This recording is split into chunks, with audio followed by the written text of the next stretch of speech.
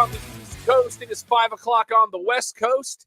It is the 20th of November in the year of our Lord 2025, season 16, episode 21, 442 times. You have been welcomed to the Clubhouse Podcast, your one-stop shop for all things sports, entertainment, pop culture, and pro wrestling. Welcome. My name is Rob. I am the executive producer of the Clubhouse Podcast, and I'm very disappointed that Alex and I both missed last week being a milestone episode because it only applied to the two of us. It was episode 441. And that is the man I'm talking about over there. He is my co-host. He is Alex. You see, the funny thing is you said it was episode 442, and I was like, oh, so we got the Oldsmobile episode. Let's go. Yeah, fair enough. At the bottom of your screen is the official fact checker of Sooner Gator Productions, who looks confused, and that's okay. You may know him as Igbunu, but his mama named him Don Ford. I'm going to call him Don Ford. Hey, man. So I got a lot of the inside stuff going, but I'll see you guys tomorrow at 10. You help me put the outside Christmas decorations. What did I tell you last night? Put me down for 2. Okay. Don't be surprised if I don't show up. Yeah, I'll hold my breath. Yeah. No, it did start. I always like doing the weekend before Thanksgiving, get the Christmas stuff up the weekend before. I even have neighbors that already beat me to it. I already have neighbors that already have it up. My wife has not started, and she is actually out of town through the weekend. So I'm sorry. Halloween has passed, and there's not already a tree up in your house?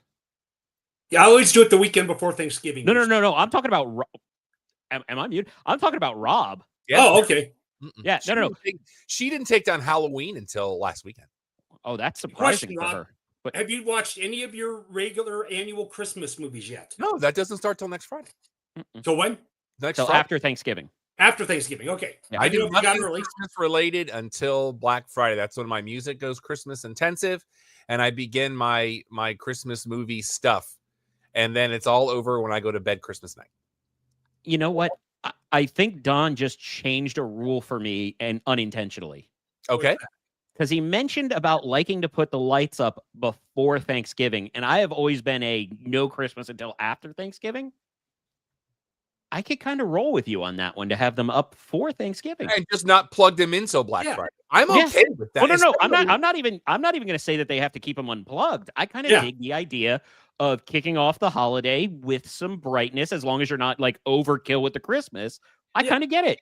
We like have on Thanksgiving night. It's kind of nice to have the Christmas tree up already. Mm-hmm. Lights up. But you know what else I'm on board with? What? Now that they make the LEDs you can program. Yeah. Put them up, leave them up, just change the color scheme. Make them orange and red and brown or something. Yeah, July, make them red, white, and blue. Do the whole thing. I'm here for that. The jellyfish lighting. Yeah, I'm getting a bunch of ads for that. As we get into our show, we want to send a shout out to someone who is a friend of the show by proxy, Fisher Polydorov. I hope I got that right. We are now one step away from Banana Ball. Sir, there's another level to this. He's been with them for at least a season because he was working with the Visitors. Mm-hmm. But now he is joining the new Indianapolis Clowns. He's a pitcher, knuckleballer. He is the youngest person ever in Banana Ball history to be signed at the age of 20. Yep. He's apparently, I've seen pictures. He does have a glorious mustache. Old knuckle. So I'm hoping that we can reach out to him and get him for maybe a side interview or something, because that would be awesome. Love to go into his story. He's a great dude. I have photo evidence. He once came and saw Grace Descending perform. You have said that, yeah. At a show. So I know on top of it, Mama. So will he possibly be playing when they come here if Indianapolis comes? Yes. Yeah, if the Indianapolis Clowns come here, then yes. But I don't know who they're slated to play. All of the teams, because they are expanding into multiples, because that's not the only new team. They're doing a lot of this is your roster for 2026. Mm-hmm. But Indianapolis Clowns is the expansion. I love that they're using the Indianapolis Clowns, especially for what Banana Ball represents. But on top of it, it's Indianapolis. That technically puts us one step away from something else that once was ranked highly for Rob and I, at least. Yeah. Now, Don, do you know? I know the original Banana Ball team is coming to Texas State to where the Rangers play World Live. Yeah, the Savannah Bananas. Yeah, they're the primary. He's not with them though. No, he's with the Indianapolis Clown. Okay. Which they're named after their Negro League team. Okay. In the day. That's why they're called the Indianapolis Clown. The one you might have been thinking of, Don, was because obviously the Bananas couldn't play themselves. They always had the party animals. That was the Washington General equivalent for the Savannah Bananas. And now we have the Texas Tailgaters. Correct. I think that was this season was the first, was it not? I believe you are correct. Yeah, and there was another team as well as the Tailgaters that I do not remember off the top of my head, but I believe next year they're up to 6. So they'll have 3 separate crews touring. And it's not, for those people that don't understand Banana Ball, it's not like the Harlem Globetrotters. Like, these guys are playing for real. And that, like, there's weird, wacky rules and stuff, and it's so much fun. But it makes sense. Yeah. Go to a game. And for the people that want to complain about it, feel free to log off. I don't want you. But go see a game in Banana League because it's so much fun. Oh, absolutely. Or catch it on TV if you don't want to spend for a ticket. Yeah. They are on the CW. Got multiple TV deals. ESPN loves putting them on when they have nothing else. Speaking of ESPN, put a pin in it because pin came down 5 hours ago that I am very excited about. Okay. Yep. NCAA football. Let's go into it. Clemson squeaks out Louisville. Oregon 42-13 over the Minnesota Golden Gophers. They've got a huge game this weekend. Could be the game of the week. Navy squeaks out South Florida, which means now South Florida now out of the current playoff standings. By the way, I do have this spreadsheet ready for bowl season. First bowl is December 13th. So that Sunday before hopefully we'll have selections and we'll be able to get those out to you as quickly as possible. I will have to check and see if we have contests available to start up, but I can tell you it will be up and available on all of our social medias if you go to Clubhouse Show in multiple locations and the Clubhouse Podcast in others. I honestly do not remember specifically, but there is a QR code where you can get to all of them in 2 clicks. It's right there. Oh, there's only one bowl they haven't announced yet. There's only one that showed up TBA with no date or anything. And because remember, there's always that one they throw out there. Everything else is scheduled. Teams haven't been announced. But at the same time, that bowl has been a lot of fun for us over the last few seasons because I believe the first time it was the Tony the Tiger Bowl. Which is back. I don't know that it's left. I believe the Pop-Tart Bowl was the one 2 years ago. I don't remember what last year's. Well, I don't know if they do this as a surprise, but I'm not saying it went away, but it is on the slate this year. Arizona over the Bearcats. A&M squeaks one out against South Carolina, which we'll mention again later in the show. Michigan by a safety over Northwestern. Indiana wins again at Badger. Notre Dame by 12 over Pitt. Oklahoma goes into Alabama and wins, which is a huge win for Oklahoma University. Yes, it is. Speaking of which, we got to get Ziggy on for the bowl show. I was just thinking that. USC is actually the ones playing Oregon this weekend. That's going to be a beast of a game as they beat Iowa by 5. Georgia Tech wins again over Boston College. The Cavaliers of Virginia double up Duke. UCF gets taken to the woodshed by Tech 48-9. Miami wins again 41-7 over NC State. Tennessee, who Florida has this weekend, 42-9. Utah all over Baylor. Ole Miss beats Florida because that's what happens to us. Georgia beats Texas at home. Ohio State wins again by 38, and BYU big over TCU. Last week in the NFL. By the way, as I get those scores up, wait, did I do that right? I don't think I did that right. Nope. Let me ask you this. It's going to be 12 teams in the playoffs. Correct. Okay. Now, right now on the coaches poll, Vanderbilt is 12. If they win out, will they get a spot since they're 12? Or if they keep winning, maybe go up. If I may, if Vanderbilt keeps winning, not only will they have a spot, it'll be better than 12.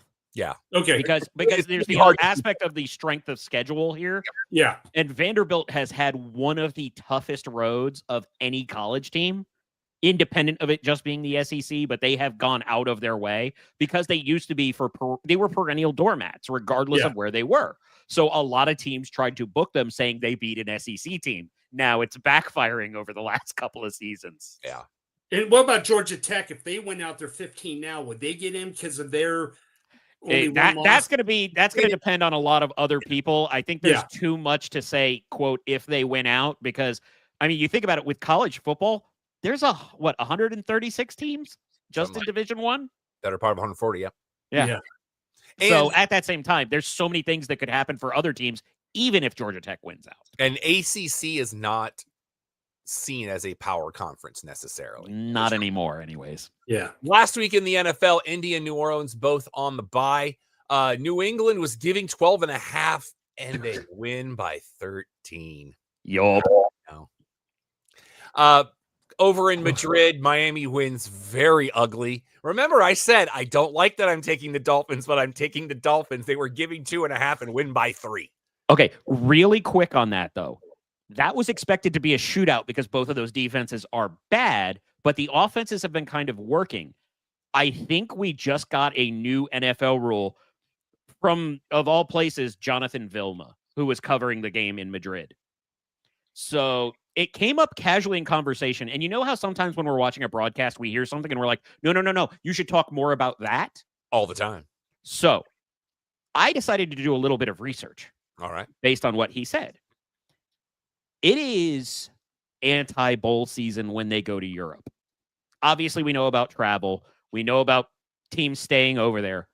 But Jonathan Vilma said something during the Madrid game that piqued my interest. Okay. Jalen Waddle had an excessive amount of drops, and they started discussing why that would be because Jalen Waddle usually is a sure-handed receiver. Vilma just casually threw out there because for those that don't know, Jonathan Vilma was actually born in Germany on an army base, if I remember correctly, and had experience in those stadiums before coming to the United States and picking up football instead of soccer. So one of the things he mentioned is that the scoring is almost always down. I'm expanding on what he said. Forgive me. Scoring is almost always down in these European stadiums because the lights are installed differently than in the U.S. So in the U.S., the lights, you'll know, are always up high and in a curve to try and mimic sunlight. Well, most U.S. sports have moments where they look up. That's why it necessitates that. Soccer doesn't necessarily have that. That is so fair. The lights are not put on top. They're put on the inside, bright lights onto the field to make it as illuminated as possible. So you have a bunch of receivers that are looking into lights that aren't normally, hi, Balin, who aren't, that they're looking directly into lights trying to catch a ball that aren't normally there. Back to Murica. As we did the early set last week, Jacksonville was giving 3 and didn't need it because Chargers going Charger. I had that one wrong. Pittsburgh beats up on Cincinnati, giving them 5.5. Good job by your boys there, Don. Green Bay giving 7.5. They win by 7. Would you like the funny on that one? I got excited looking at the Circa contest because it was only 7. And I was like, give me the Giants. The Packers always play to their level. So I got my first push of the season. So I went 3-1-1 last week. And by the way, people that don't understand the world of pro wrestling, don't talk about the world of pro wrestling. Oh, yeah. That's just embarrassing. Like that Cam Scattaboo thing was such a non-story. So dumb. Chicago wins by 2 as Minnesota was giving them 2.5, which I didn't have. Houston giving 5.5, and they win by 3. Yeah. By the way, this game tonight's not going to be fun. Tampa I actually Bay, disagree with you, but for a different reason we can elaborate on later. Tampa Bay was getting 6.5, but it wasn't enough. As I said, Buffalo beats up on them by 8 in a game that got crazy in the second half. Yup. Carolina wins by 3. Atlanta was giving them 4 because, as I said, Falcons gonna Falcon. San Francisco beats up on Arizona, which I also believe I have, and they were getting 3.5. The Rams win by 2. They were giving 3.5. I believe I had that one too. KC giving 4 and lose by 3. As Denver continues to roll. Baltimore all over Cleveland, which I think everybody had. Philly, let me tell you, I heard something on PTI that blew my mind. And I don't know if it's I don't think it's I think this is a career stat. Okay. Jalen Hurts has a ratio touchdown to interceptions of 16-1. No, I think that's this season. I mean, I heard that and my mind melted. Well, there was an elaboration on that on NFL Network. It is an accurate stat, but that's because they have been trying to lean into the run so much more that they're not, even when Jalen Hurts is throwing passes, it's either chucking it so deep it's out of the end zone, or A.J. Brown and Devonta Smith are going to get it, or he's not really risking it. He's not doing a lot of unsafe pass. But I still think that's a fantastic stat. But they beat Detroit by 7 as they were giving 2.5. And Monday Night Football, Dallas giving 3.5, and they didn't really need it because they win by almost 20 in a game that. Yeah, to tease something else we'll talk about later. I did use the phrase to somebody who asked me going into Monday Night Football. I said I would bet a falling house on the Cowboys destroying the Raiders this week. We are underway in Houston. I like the red helmets, but both teams in color rush. I don't know about the black on red unis that Houston. See, I actually like the black on red unis better than I like the red chrome helmets, but I appreciate the design. Ooh, I do like the design of the helmets too. Yes. But tonight, Buffalo is giving 5. It ain't going to be enough.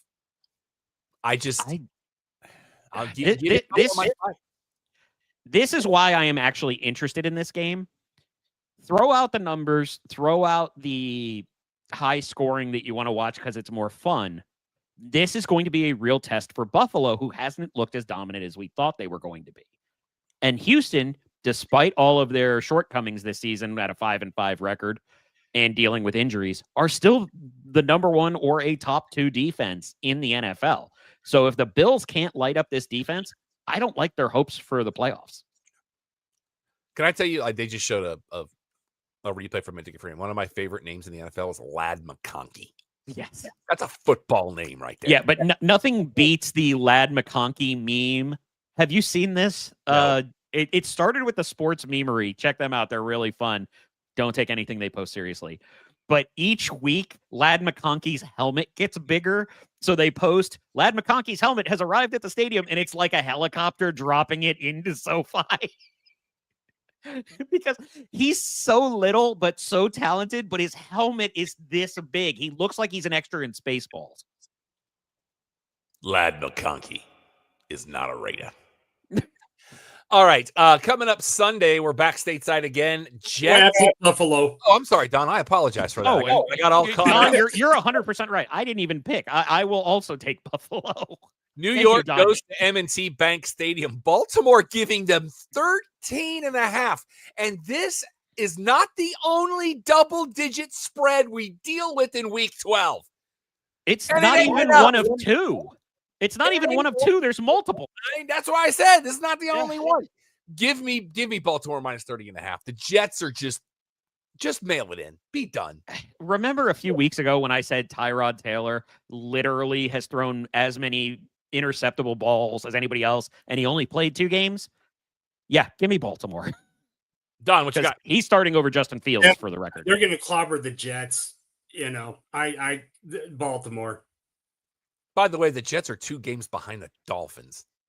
So that's not really saying much this year. I'm just saying. That's why. By the way, Miami is on the bye this week, which means we'll lose again, as our Washington Chargers don't have the Charger this week, and Denver.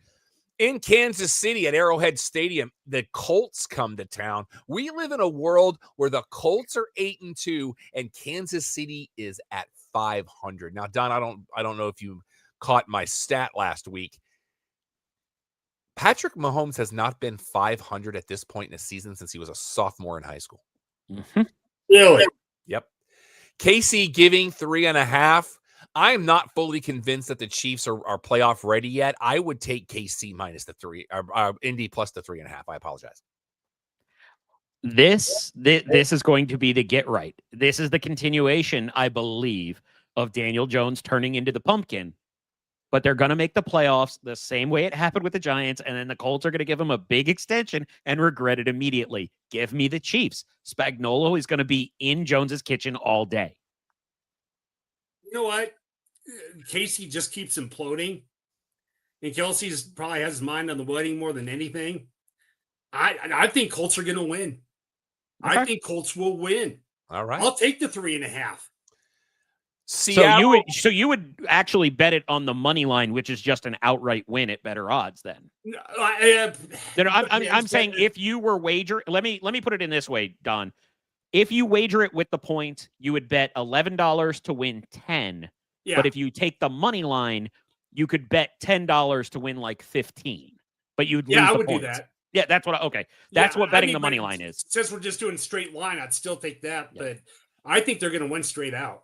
So Seattle goes to the home of the Music City Bowl. Any team that plays in that bowl is going to have a better record than the Titans right now. Seattle giving 13, and it ain't enough. Give me Seattle minus 2 touchdowns. See, my problem with this is my gut wants to go with you on Seattle because they are a good team. I can't do it. It's too many points. I may look like an idiot by this time next week, but give me Tennessee with 2 touchdowns. Wait, it started 12.5. Now it's 13.5. Mm-hmm. Oh, I'm going to take Seattle. Well, that also was a shift with the confirmation that Calvin Ridley has torn, I believe, has torn his ACL and is out for the year. Minnesota goes to the frozen tundra of Lambeau Field. Green Bay giving 6.5 to the Vikings. That might be a little generous for my liking. I would take Minnesota plus the 6.5 because I think this is going to be close. I still think Green Bay wins, but I don't think they run away with it. Copy paste what I said about the Giants game from last week. The Packers always play to the level of whoever they're facing. And Minnesota has had Green Bay's number over the last few years, regardless of who's playing. So if I'm going to get almost a touchdown for a division game where neither team is terrible, give me the underdog in Minnesota. Alex, what do you always say? Division games, you don't like giving more than a touchdown? I think the same thing. I'm going to take Minnesota with the points. Yeah, of course. This also feels like one where Rob's going to be like, and I'm the only one that had that. Like next week when the Packers win by 20. And in the only other double-digit game of the week, Giants go to Ford Field. Of the ones I've got, this is the last double digit. Oh, interesting. Then I'm curious to see about one coming up. Go ahead. Detroit is giving 10.5 in their house. It is. Oh, no. That is the third one. Yeah, that's what I said. This is the okay. last I thought you said the second one. I apologize. This is the third one. Yep. Give me Detroit plus 10.5. I feel bad for the Giants at this point. My heart hurts for the Giants. I same thing. I agree with you 100%. They're going to spank them. This screams backdoor cover to me. Let me put it this way. This is one I would bet Detroit in the first half, and the full game I would go with the Giants because it's double digits. There's some hype getting around there because Jackson Dart is back to practicing, and Detroit's defense hasn't really hurt anyone. So 10 is a big number, especially for a team that's going to be trying to look towards 2026, letting Dart light it up in the second half when they go from losing by 20 to losing by 8 and make it look good. This screams backdoor cover to me. Don. Phelps on this one.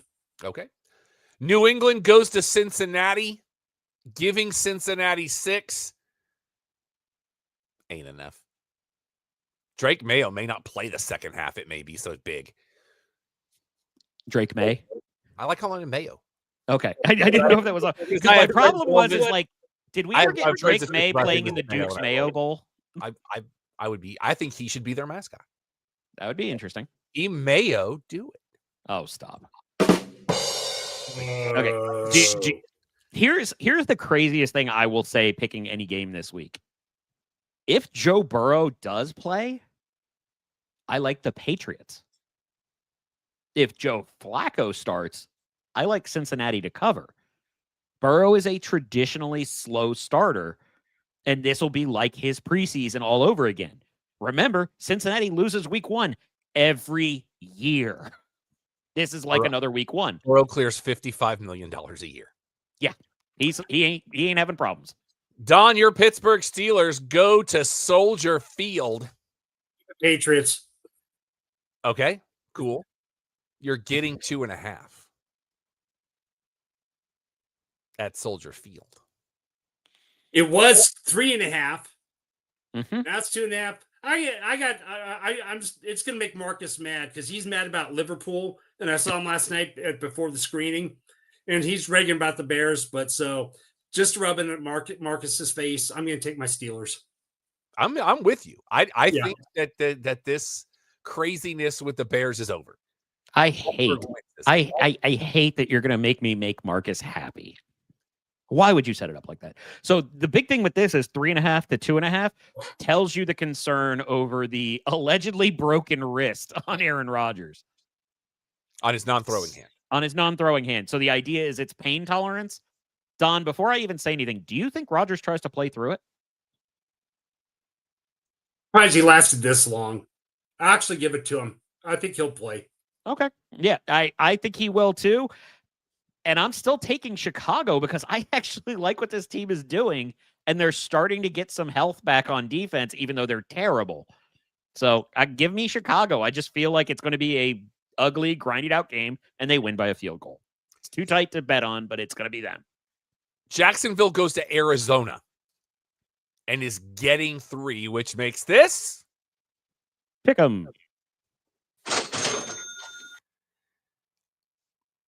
At this point in the game, I'm Don last year. I'm going to ride with Jacksonville on this. Give me Jacksonville minus the 3. I want to go ahead and just throw this to Don and let him answer. Oh, by the way, it's not a pick 'em because it's Do I even need to answer this one? Of course, I got to go with the Jaguars. After last week, we're in the late set, by the way, at this point, gentlemen. 3:05, I believe. Yep. Is our local. Central, yes. Don, did you finish? I apologize. No, I said I'm taking Jacksonville. They're on the roll from last week. How can I not say yes to them? They're my dark horse. I am going to say the exact same thing now that you said about Indianapolis. Not only does Arizona cover, I think they win this game. Since Jacoby Brissett took over, that offense has been humming even without Marvin Harrison, and the defense has actually been playing pretty well. Give me the home team with Jacksonville traveling the entire length of the country. In the snooze bowl of the week, Cleveland finds out that for the next month and a day, the autumn wind is a Raider. Vegas is giving 4. But why are they giving 4? Because Cleveland? Because Shador Sanders. Yeah, you know what? I am not going to dog on Shador. I'm not dogging on Shador at all. Taking this, I have as many snaps in practice before with the first team that he did going into that game. Absolutely. No. I 100% agree with you on this one. Shador is getting too much hate for this. He looked like a rookie, but he looked like you would kind of want a rookie to do because he was still throwing. He was still trying. That interception was terrible, but it's the kind of interception you would kind of expect from a rookie. Dylan Gabriel's already thrown 3 of them, but we haven't heard about it since his name's not Sanders. You know? But I don't even want to bet on this game. I want a prop bet. I want a prop bet on how many sacks Max Crosby and Myles Garrett get. Because I might put that number at 10 for a stretch. Booger McFarland pointed out today that Myles Garrett is on pace to break the record. Yes, he is. But the other part you have to realize, and I'm trying not to sound like a homer here. Brian Burns is 1 or 2 sacks behind him, but the most he's gotten in a game was like 2 or 3. Myles Garrett is stat padded out by having 5 sacks against Dallas. I want to say it was 5 sacks against Pittsburgh. Was it, Don? He had 4 or 5 on Rodgers. But the gist is, yes, he's leading the league at like 15 on pace to break the record. But 2/3 of them are in 2 games against terrible teams or terrible offensive lines. He's going to light them up again this week because the Raiders might be even worse than those two. But he's really stat padding against bad teams. Not that that doesn't still count, but that's also the big reason why I still like Cleveland to cover and outright win this game, with Sanders having a full week of practice and Garrett constantly having Geno Smith on his back. And I heard the phrase uttered yesterday, and I love it. Death, taxes, and Geno Smith throwing an interception. Yeah. Book it. By the way, I just got your text, Alex. For some reason, I didn't realize I had somebody on the IR. Yeah, it happened late in the week. It was J.K. Dobbins. It happened late in the week last week. I think it happened on a Saturday. I set this morning and didn't even see it. No. I wasn't trying to blow you up on the not at pod. all. No, I appreciate it. Don't get me wrong. Yeah. Atlanta goes to the Caesars Superdome, which is hosting two different bowl games, and there's going to be a bunch of teams that have better records than both of these teams. New Orleans normally have 3 or 4. I think they've got 2 this year. Atlanta is getting 2. Give me New Orleans minus a safety. This is going to be a comedy of errors. Oh, I want to like Kirk Cousins, but he has been so bad. Records that barely makes them bowl eligible. It was 2.5. I'm going to take Atlanta. I think Atlanta. Atlanta's going to win, and even by more than a field goal. I don't trust the Saints. I feel like I could copy and paste everything Don said, but for New Orleans, I hate Atlanta this week. I despise picking Atlanta this week. Kirk Cousins, I can't even tell you the last time he looked good on a football field. And here's the part that's blowing my brain. We all thought Tyler Shuck was going to be terrible since he couldn't beat out Spencer Rattler. As a rookie quarterback, he might be the second best in the league this year behind Dart. He's actually come around and started playing decently he's playing well for a rookie. Give me New Orleans to win outright. Don, you picked, correct? Yeah, I said Atlanta. Yeah, he had Atlanta. He had a good points on Atlanta. Philly comes to our Fairburg and is giving Dallas 3. Dallas has not shown me enough that they can win this game. This will be showing whether or not Monday was an anomaly because it was the Raiders, or if they really got something together with that defense. Oh, speaking of which, Quinnen Williams and Kenny Clark, just a moment. But, Rob, who do you like in it? Give me Philly minus the 3. I just don't trust Dallas enough yet. I'm with you. Philly is the safe pick because they're going to win. I'm very confident in saying they're going to win. But at the same time, this is going to be one of those games to see if Dallas figured something out on defense or if it was a smokescreen. I'm still taking Philly, but I'm curious. Yeah, the big emotion's over. Plus, they got 3 games in 11 days, 12 days, something like that. That is a great point. That is very true with Thanksgiving coming up. Yeah, I'm going to tell. I'm going to take Philly on this. I think the big emotion's over after the tragic loss, and that came out and they clobbered them, but it's done. That's fair. Sunday night football, my beloved Buccaneers go across the country to SoFi Stadium. Rams giving them 6.5. The Rams kind of scare me right now, but I think 6.5 might be a little generous. So give me Tampa Bay plus 6.5. This might be the Rams. Egg on my face. It might be the most complete team in the NFL right now. I know a number of capper betting ranks that have them as the best team in the NFL right now. This is one from a betting standpoint. I would be hovering as soon as it hits 7. I would take the Bucs, but at 6.5, I'm still on the Rams. All right. Division game, right? No. Oh, it's not. No. Okay, it's opposite sides of the country. Okay, I didn't know. No. I'm just clarifying that it's It's NFC South and NFC West. So. Okay, yeah, because I know San Fran's in, same with Tampa, if I remember right. But when do we get to the point where travel's so good that we just put all of the Bay teams in? I thought it was gonna be a division game. Ask the Big Ten. Yeah. I thought it was gonna be a division game, so it'd be closer. So now I'm gonna change my pick on my thing to LA. So, okay. Monday Night Football. We live in a world where Carolina and San Francisco are separated by 1 game. San Francisco. I'm sorry. Could you say that again, but slower? Yeah. San Francisco at home is giving 7.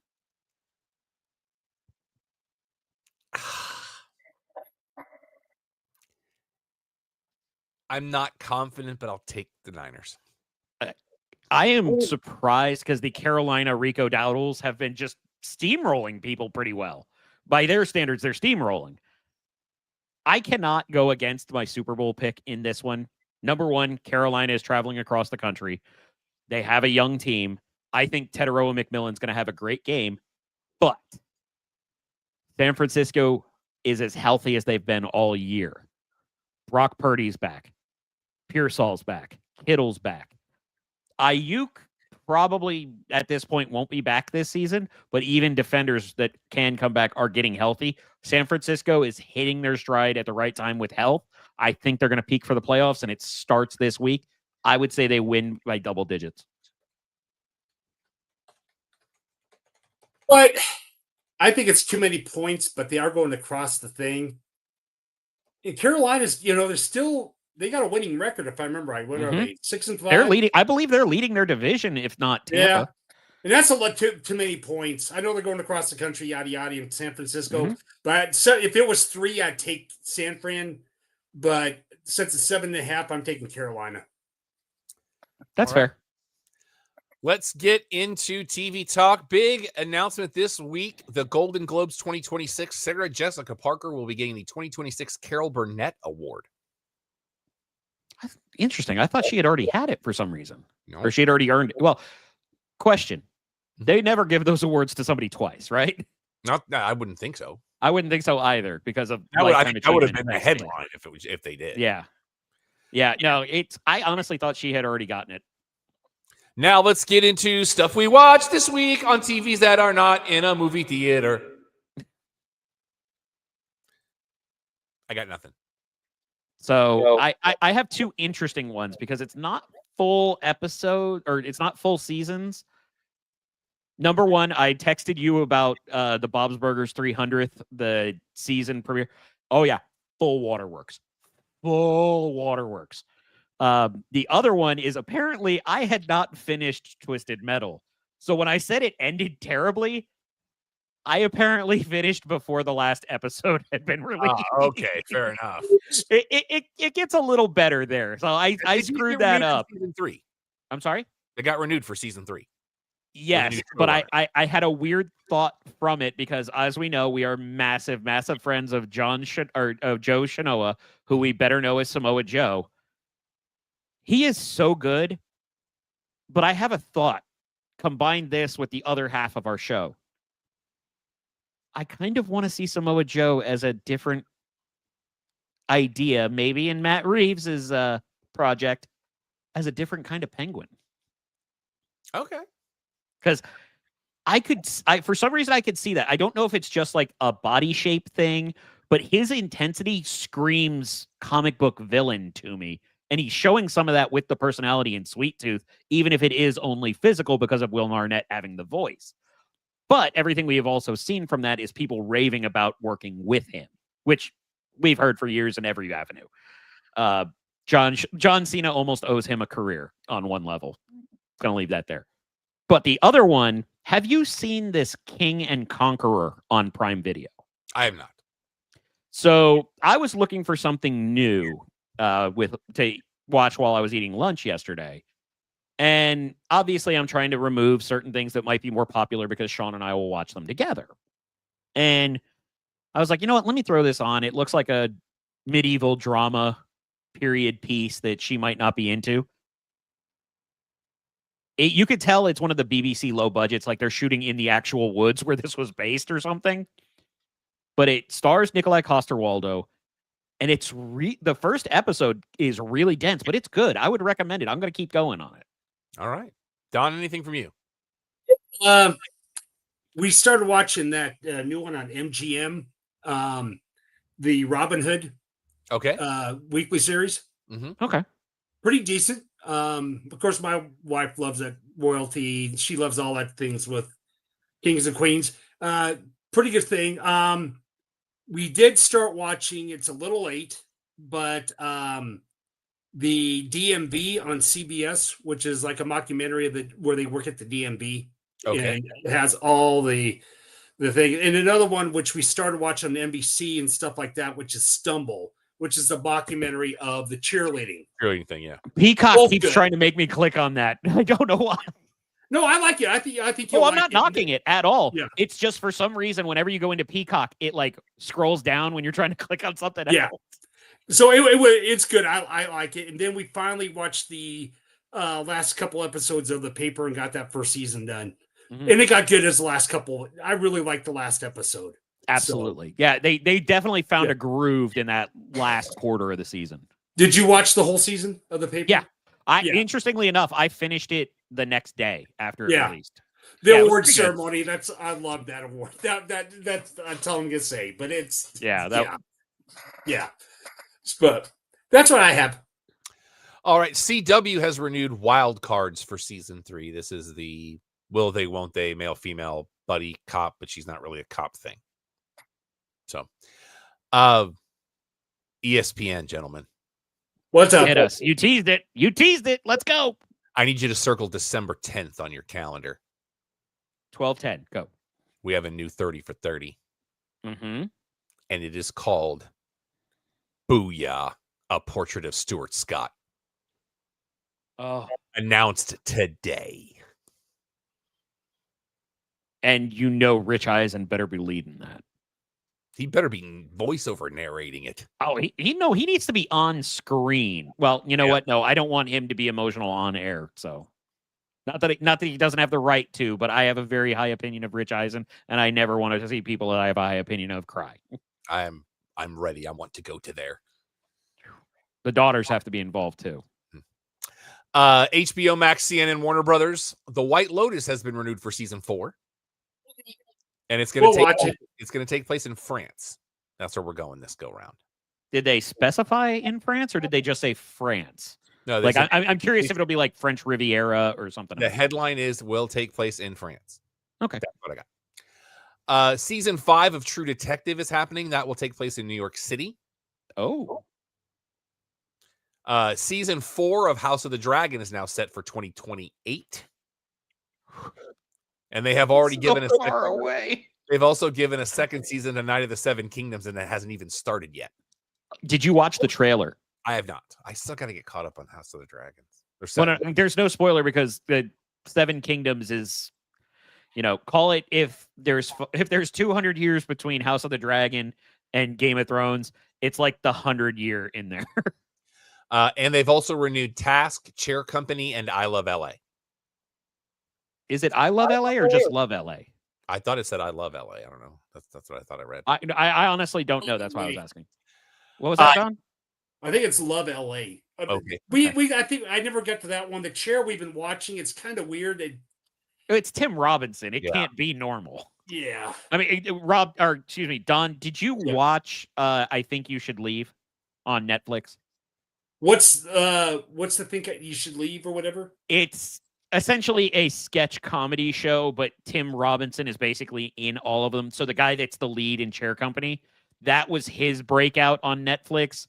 If you've seen the meme of a guy who allegedly accidentally drove through the front of a store wearing a hot dog costume and being like, I don't know whose hot dog car this is. We all need to help find out. And he's just sitting there. It is I Love LA, but I didn't see that cool. one. Yeah. No, I didn't. Netflix with a huge announcement yesterday. They will have opening day games and a home run derby in 2026. They will also have at least one special event game per season for the MLB, and it will start with next year's Field of Dreams game. Dear Diary, please let the home run derby have affordable tickets in Cosm. Yeah. But MLB will still have beyond the All-Star game still will be on ESPN at least for the next 3 years. Absolutely. So, Paramount, CBS, Showtime announces this week. Oh, I got to go back one. I'll go back in a minute. The Yellowstone's Marshals will debut in March. Mm-hmm. Okay. But I want to go back to Netflix for a minute. Mm-hmm. Season 5, Part 1, Stranger Things, starts on Wednesday. It does not drop until 8 p.m. Eastern. I do not think that is a good idea. Because in the past, when things have dropped at midnight, you're giving the populace time to rack up that streaming time. When you're telling me you're not going to drop this thing till 8 Eastern, it might shut down their servers. That's an interesting way to put it. Because the next day's Thanksgiving, and you're going to try to cram all of that into 4 hours. Do you think they're trying to buy an extra 4 hours instead of having it released at midnight? They're trying to buy an extra 4 hours where maybe people who aren't prepping for the next day get into it and it kind of splits it a little? I don't know, but I'm going to be interested to see how this all works out because Phil and Maddie and I are trying to coordinate too. Mm-hmm. So it's on Wednesday? Stranger Things. Yeah, the first 5 episodes of the 5 or 6, somewhere in there. The finales, the next wave will be on Christmas Day. The finale will be on New Year's Eve, and it will get a theatrical release. Nice. And it's labeled to be 3 hours. Mm. So, your next 3 SNL announcements have been made. They're off this week and next week. By the way, wow, that was bad last week. This season's been tough for me. Bad about it. The writing's bad. It's just not a good season for SNL. But December 6th, you'll have Melissa McCarthy as your host and musical guest, someone named Dijon, but of course. December 13th, Josh O'Connor and Lily Allen. And December 20th, Ariana Grande hosting, not musical guest. But I believe you're going to probably, because she's very good at impersonations. Okay. Your musical guest for the Christmas episode. Do you believe in love after love? If they're not in at least one sketch together, there is no justice in this world. Do you want me to tell you what that sketch is going to be? Hopefully it's the Sirius XM thing again, because that was hilarious. No, we're going to get Sherfaba. I'm here for it. Let's do it. No, we're going to get Sherfaba. And for the record, to partially answer, and this is part of the reason I didn't answer it in pre-show, Don, this is why Ariana Grande is a host and not a musical act. One thing I do say in my review, currently located at www.theclubhousepodcast.com. That's our website. Ariana Grande is winning Best Supporting Actress at the Oscars next year. I could bank it right now. So let me ask you this, Rob, on SNL. Do you think one of it is because of some of the new cast? And they got rid of some of the veterans like Eagle Wolgum and stuff like that. Ego Nwodim. No, I think they're trying to appeal to a new generation, and it's not working. There's been multiple episodes this year where I didn't laugh at least once, even during Weekend Update. That's how bad it's been. So what you're saying is it's Saucy Night Live by KFC. Hey. We talked about that earlier this week. But have you seen that gist of how their menu is? Oh, I know how the menu is because I've seen it. Yeah, that's what I mean. It's sorry. I'm sorry. It's nothing. Last TV headline: Prime Video has greenlit a new Stargate series, and it's supposedly very different than other series or the movie. Like they're going to go through new territory. So I'm kind of curious to see where this goes because I always enjoyed Stargate. Well, they've got one of the OG showrunners.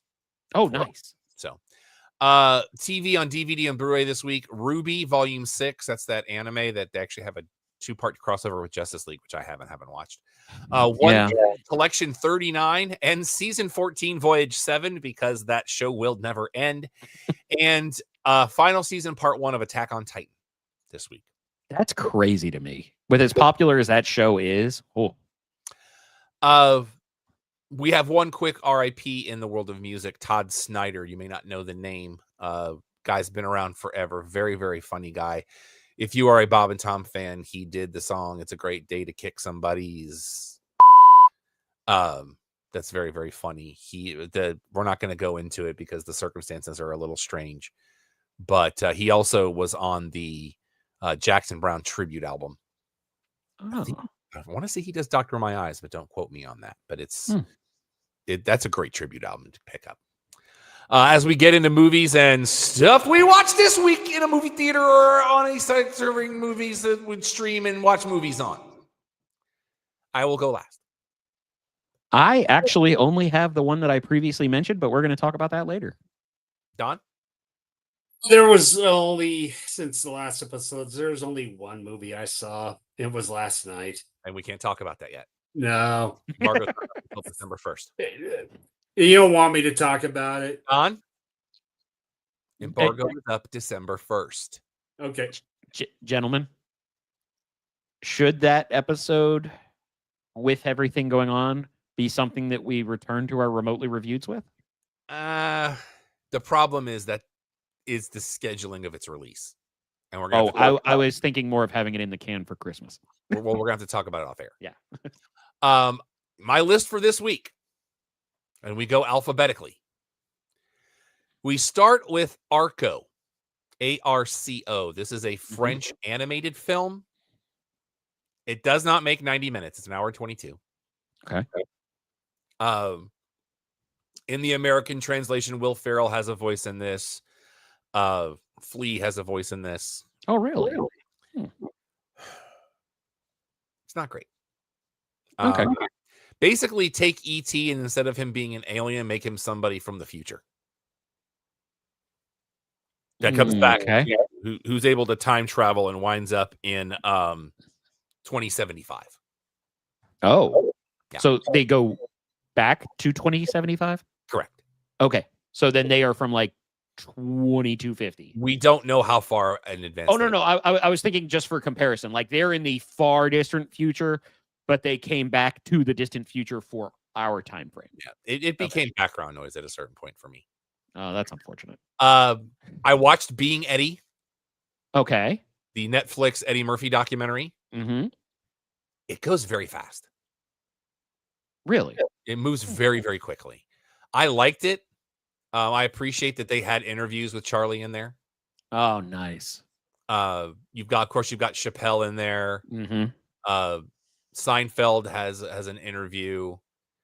I thought it's good. I wanted more. I because have a great question on that. Mm-hmm. Is Mel B in it? No. Okay.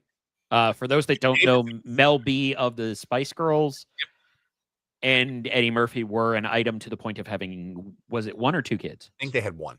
Okay. And they barely mention his current lady. It's like probably on purpose. Pete Davidson's in it. And it'd have to be. Well, because they had the movie together earlier this year. Right. Drop off or the pickup. Mm-hmm. They reveal something about Eddie that Pete finds out about, loses his mind. That's all I'm going to say. Okay.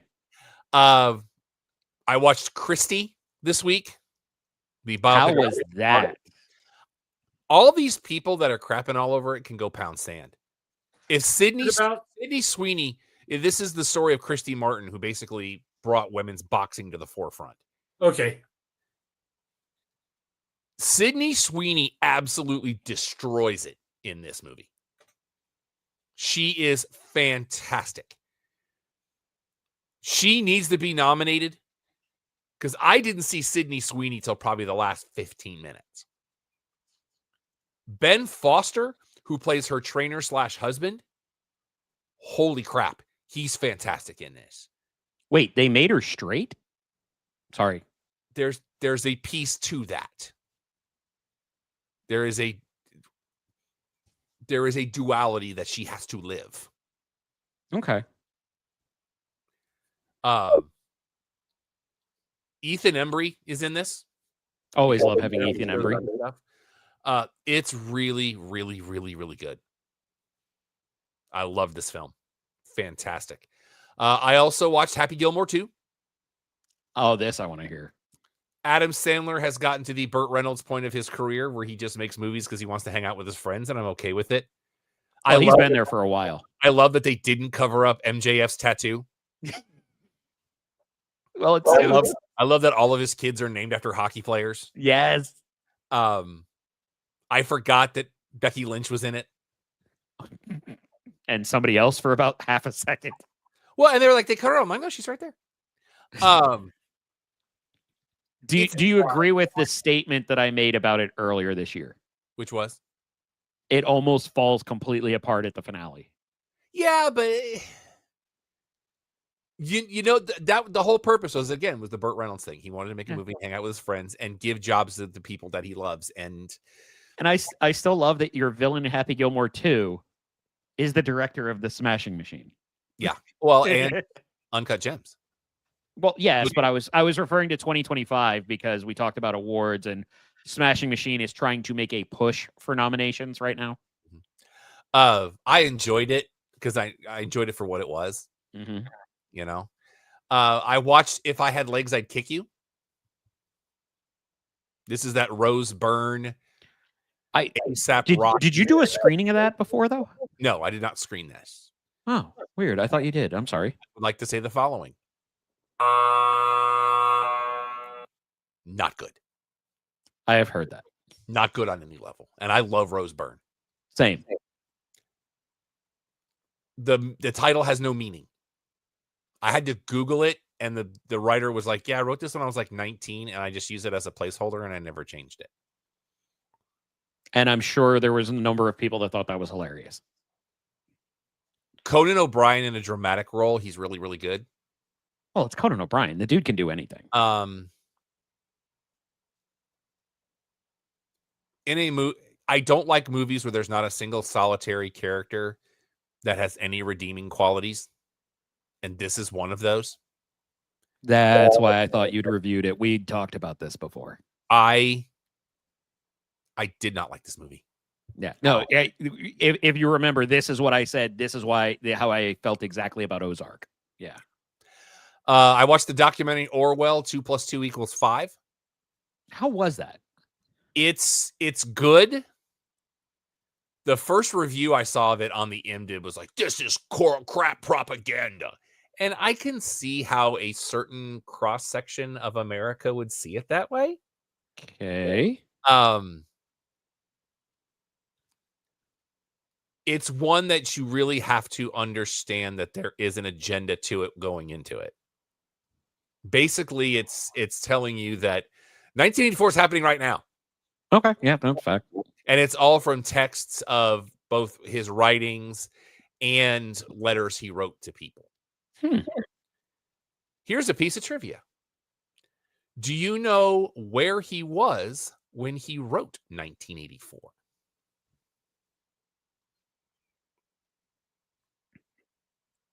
I feel like low-hanging fruit there might be London. Incorrect. Okay. He was in a house in a remote area called Barnhill. Excuse me? Yep. Do I get rights on this? Okay, so you're saying I have to sue the estate of George Orwell, and I have to sue the writers of Is This Thing On? I'm not going to sue Will Arnett because I just want to like the guy. Yeah, it's good, but just know that there is a distinct angle. Yeah, there's a distinct angle to it. I watched Rosemead. Oh, this is based on a true story. It has Lucy Liu as a mother whose world is unraveling around her. What I will tell you is, if you're going to watch this, do not do any research, because it is based on an article. And I think this was a conscious choice that they don't reveal the source material until the end credits, because the title of the article is a serious spoiler to the film. Based on what I know about this, I think I know what you mean too. So it's very intense. Lucy Liu, always a powerhouse. Always. Again? It's called Rosemead. It's basically the name of a small California city where that all takes place. And where do you find that one at? We have a screener link for it, Don. Oh, the screener link? Okay. Yeah, I want to say all of these are screeners, correct? Happy Gilmore 2, no. Being Eddie, right. no. And the last one on the list this week, no, is on Hulu. It's called The Unholy Trinity. Oh. This is a Western that has Pierce Brosnan. It has Samuel L. Jackson. It has Tim Daly. It's good. It's about a guy who is hanged and tells his son on the day that he's being hanged that he was framed. And so the reason it's called the Unholy Trinity is Trinity is the name of the town where it all takes place. Okay. And unravel multiple different levels of mysteries in this. And it's good. I wouldn't call it one of the greatest Westerns I've ever seen, but I've also seen a lot of Westerns. So that's true. You judge on it, but it's worth it. It's worth a couple hours to watch. All right. Movie headlines this week. The SAG Awards are getting renamed. They are now the Actor Awards presented by SAG-AFTRA. Sure. Nicolas Cage reuniting with John Woo. Go on. For a biopic about Carlo Gambino. There is a lot going on here.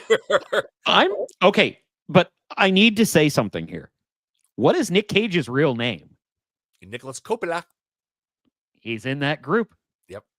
But the Gambino family? Oh, bring it. And we did get a screener link for the movie we talked about last week. Which one is that, Rob? The Carpenter's Son. Did you notice anything in that email? No, I did not. I don't know if I can say it because it's a screener link, so I'm going to hold off on that. We'll talk about it in the green room. Because you have to strike when the iron's hot, Sony in development with a Labubu movie. The only part of this that shocks me is it hasn't already been confirmed for Netflix. The only things I know about Labubu, it's expensive, the kids like it, and Naomi Osaka has her own Labubu that is named Billie Jean Bling. That's all I know. That's what I got. I have to ask a question of both of you. Have you watched the most recent episodes of South Park? I haven't watched South Park in decades. Okay, Don, then you know exactly why I'm keeping my eyes closed while he's talking about Labubu. Yeah. Yeah, we can't say anything that happens in that episode on this show. And boys, get ready for Sharknado 7. Oh, dear Lord. It's happening. I need to know if there's a Ziering sighting. That's all I know right now. Your next Star Trek movie is going to be directed by the guy, the directors of Date Night. Hold up a second. Wasn't the last Sharknado really titled The Last One or something like that? There's no such thing in Hollywood. You know that. You're giving them too much credit calling it Hollywood, sir. So your next Star Trek movie is going to be directed by John Francis Daley and Jonathan Goldstein. They did Date Night with Steve Carell and Tina Fey. That was a fun movie. But they also did Dungeons and Dragons Honor Among Thieves. Which is awesome. So I've got hope there. Mark January 8th to the 11th on your calendar because Labyrinth is going to return to theaters for its 40th anniversary in 4K. Do I have to say the thing again? Sure. I've never seen Labyrinth. It's a good flick. I love David Bowie. I have had a crush on Jennifer Connelly as long as I've existed. Career opportunities, underrated. Yeah. Ryan Coogler has said his next film will be Black Panther 3. Mm-hmm. So we're good there. Do you have the other note that goes with that? Go ahead. The thing I said earlier this year, if you wanted to do, and I apologize, I'm going to have to look up the name because I don't want to botch this. If you wanted to have T'Challa II grown up, or at least in his teenage years, the kid from F1, okay, Damson Idris, allegedly is either in talks or in discussions, to play the son of Chadwick Boseman's T'Challa. Okay. And potentially be the new Black Panther. I love it, if that's true. Christian Bale looking at joining the cast of Heat 2. Mm-hmm. Oh, did you see the entire list? I'm trying to avoid as much as I can with that movie because I don't want to know more than I need to. That's fair. You still got to come over and watch the first one. Yes, I do. Your next... Go ahead, Don. Hold on. Don, what did you have?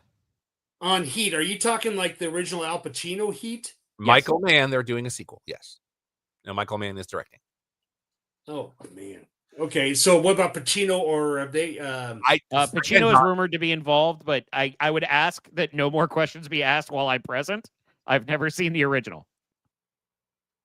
And I don't want to know. I'm trying to go to this one because I don't want to get my hopes up. Yeah. Let me put it in a visual context for you, Don. I saw a cast list. It's about this long of all heavyweights. Your next immersive Cosm treatment movie has been announced. Tickets go on sale after first of the year for Harry Potter and the Sorcerer's Stone. Don't let this next headline fool you. Leighton Meester and Jared Padalecki are starring in an adaptation of The Bodyguard.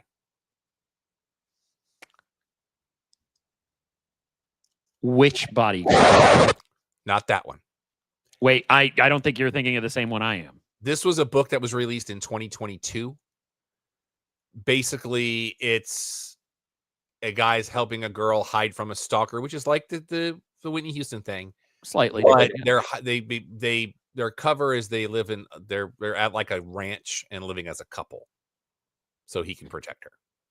Okay. The Bodyguard I was thinking of was the BBC one with not Richard Armitage, but the one that played the oldest son in Game of Thrones.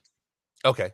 There is a BBC one that is really well done, but really dark, also called The Bodyguard. I believe it's available on Netflix. We are 2 weeks away, boys, from Kill Bill, the whole bloody affair. That's still insane, the idea of doing the whole thing, but it's great. This is Kill Bill's volume 1 and 2 combined. Okay. With a never before seen anime sequence. Oh. The only place in Dallas listed will be the Cinemark West Plano, who will be showing it in 70 millimeter. Oh. It is 4 hours and 35 minutes, which includes a 15-minute intermission. If you get tickets this weekend for opening weekend, which is the first weekend in December, if you play Fortnite, you will get a Go-Go Yubari outfit for free. Okay, that's a cool choice. That is a really cool choice of that. Did I ever tell you one of my favorite instances that happened with Quentin Tarantino while talking about Kill Bill? I don't know that you have. So this was more of a con, so it was not terribly long after Kill Bill came out, but it wasn't immediate. Somebody asked where a certain vehicle was. Because we can't say half of it on this. Well, we can, we just don't. The wagon. The wagon, yes. And Quentin Tarantino's response. Wagon. Yeah. Okay. I don't know if I can continue after that. Hit it again, Rob.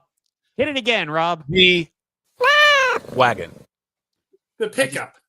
I just didn't want to talk over it this time. The pickup was a different scene. We got to get on. We're already so far beyond time. Quentin Tarantino's response is, yeah, I know where it is. It's in my driveway. It was proven by Google Earth. Nice. Are they doing a number 3? No. No. There was talk for a while, and there's actually a really good, if you look up Bullets and Blockbusters on YouTube, there's he does a short blurb about what it was supposed to be. It would have been interesting. Actually, it was a truck, wasn't it, Don? You were right. Yeah. No, it was called the wagon, but it was a pickup. It was a yellow pickup truck. I always think about that because if you've ever seen Doug Benson talk about that scene and how he watched it on non-paid television the first time. I'm Chuck and I like to party. Yeah, because I could see them doing the number 3, and there's ways they can make a story out of it. But I don't know. Tarantino says he's never directing again. No, he's got one more. He's doing one more. What's he going to do then? He hasn't said yet. Oh, okay. Movie new releases and places you get movie new releases this week. Sisu, Road to Revenge. I need to go back and watch the first one. I cannot wait. Okay, you know what? We're going to do a tandem. We're going to watch Heat and Sisu because, oh my God, is that movie so much fun. Rental Family with Brendan Fraser. I've heard wonderful things about There was a screening at the same theater we were at last night for that. And Blue-Eyed Girl. This has Beau Bridges in it. Okay. Let me get you the MDibs thoughts on it. Beau Bridges checking in is a little surprising. Eliza Coupe is in this. Sam Trammell.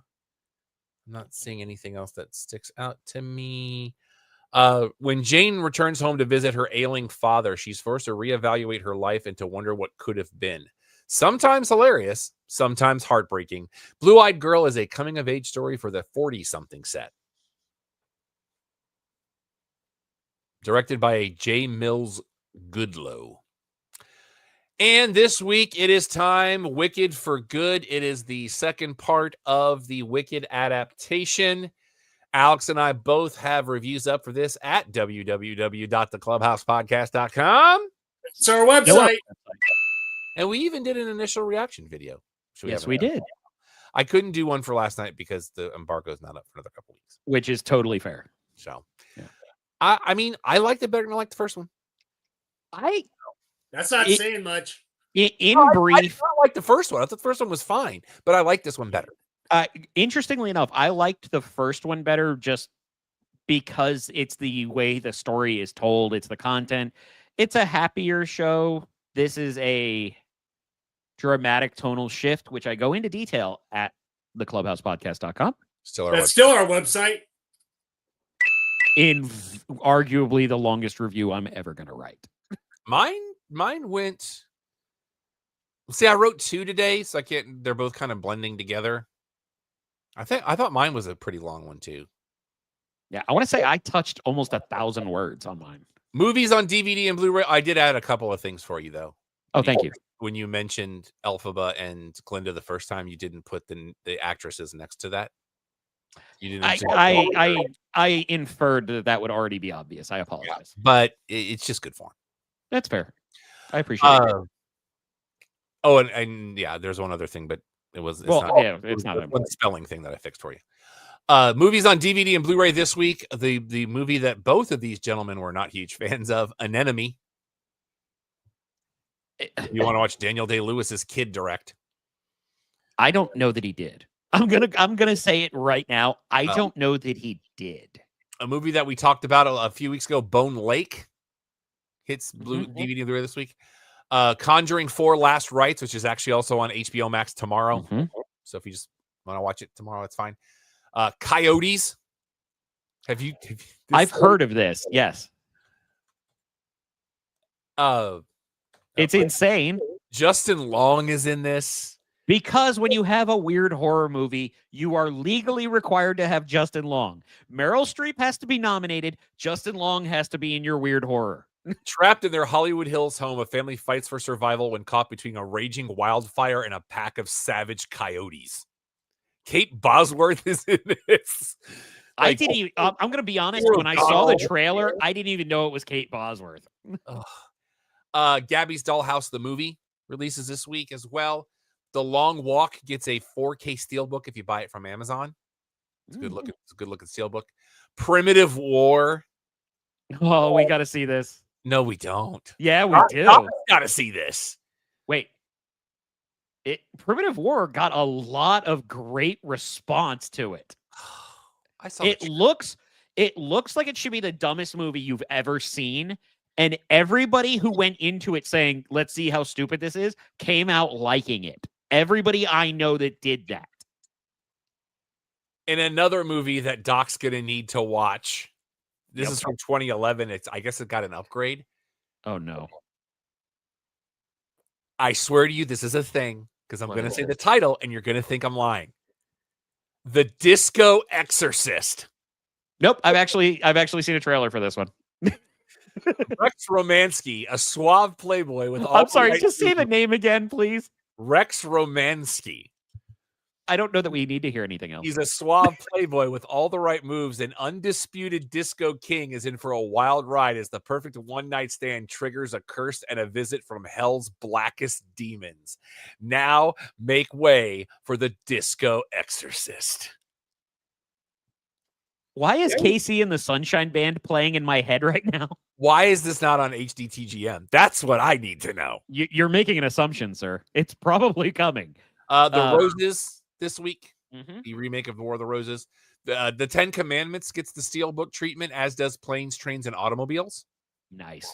We talked last week about the 30th anniversary of one version of Pride and Prejudice. Another one gets its 20th anniversary this week. A 40th anniversary 4K for the original Reanimator. If you remember that from back in the day.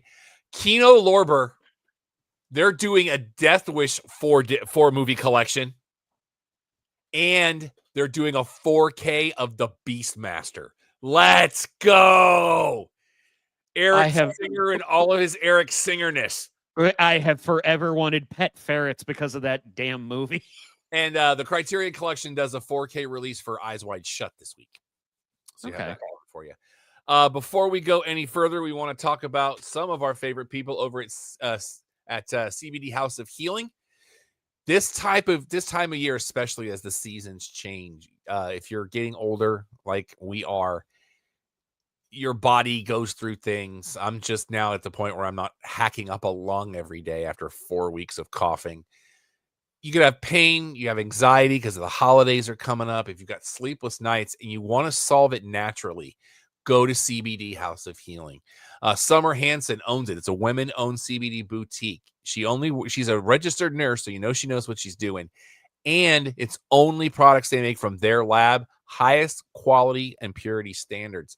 She emphasizes building trusted relationships through education because self-care is the goal. She wants to help get you what you need versus what you think you need. You can go to online at cbddallas.com. You can also see the address there at the bottom of the screen, 8550 Plano Road, Suite 101. That is at Northwest Highway and Plano Road in Dallas. Drop in and grab a slushie. They are Reiner approved. So, and I'll clarify one of the things that Rob was touching on, just from a personal standpoint. With the holidays, it tends to get a little tough, especially with the weather cooling off. There's seasonal depression's a thing. They're going to be able to help you. Yep. If you feel like you need help, obviously talk to somebody. But if you feel like you need something more, they are good people at CBD House of Healing. They will help you. And now this. Put up those Christmas lights and all that stuff and the decorations, your body, it just takes them more of a whack, and then having to take them down, everything else. So, because it's a lot of work. As I get older, it's even more and more work every year. So, yeah, they'll help you. And now this.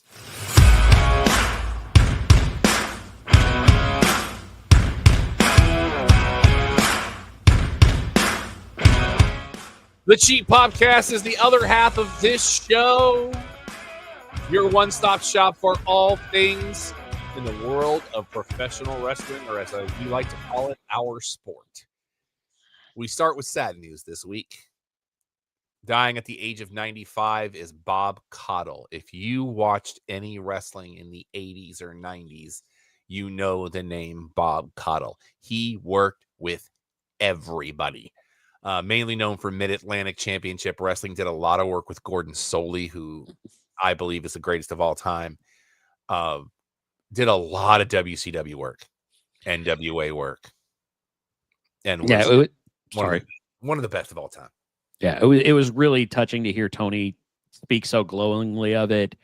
Definitely took one moment where he was like, Bob was the greatest of all time, and I'm like, I know Rob's with me on this. Gordon Soley, Bob Caudle, but they're inseparable. Yeah, it's a 1-1A. Yeah. Don, you may have any memories of Bob Caudle you want to share? I've probably seen him a million times. Oh, no, I guarantee you have. Yeah, hold on. One of the greats. Alex, would you like to share good news? I would love to share good news. Out of the National Wrestling Alliance? Oh. So Rob and I talked a ways back, and we couldn't stop laughing because during the show, Sean outwardly yelled at me, "Is that why you weren't drinking your water?" Because a friend of the show was going to use it as a prop. Mm-hmm. That friend of the show, the largest man who ever lived, Silas Mason, is now your NWA World's Champion. And I could not be more ecstatic for the dude. Mace, Carrie, Alex, they're all great people. Ricky as well. All great people. But on top of that as well, we also have other friends that won the tag team titles as well in the Immortals. Very excited about it. Yeah. I love it when we see people that we know succeed. I love when I see good people succeed, whether I know them or not. It just happens to be that much more rewarding when I do. And MLW now moving its headquarters to Charleston, South Carolina. Great town. great talent. I should have found my Thrill Billy shirt before this episode. Rumors now that AMC, American Movie Classics, is your leader in the clubhouse for TNA's new home. I heard that. And I wonder if AMC's just running out of spots, so they're just tired of rerunning every version of Walking Dead. Bravo, you're not wrong. Congratulations to Indy Hartwell. She and her partner Lisette are now engaged. I was actually surprised. I thought they had already been engaged, but I am happy for them regardless. To them. Yeah. Turning Point was a thing. What